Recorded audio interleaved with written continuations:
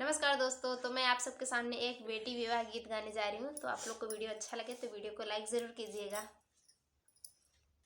बेटी दूर खेलन माती जायु विदेशी लोगे आई।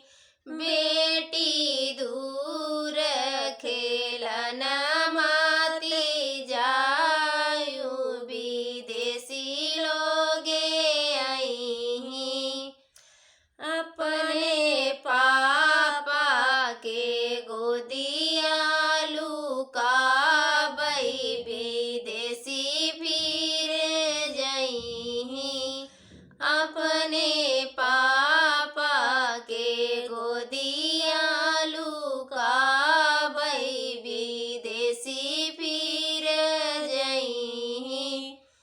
बेटी दूर खेलन माती जायु विदेशी लोगे आई।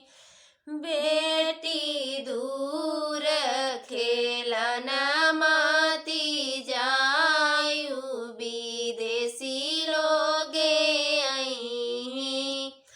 अपने चाचा के गोदी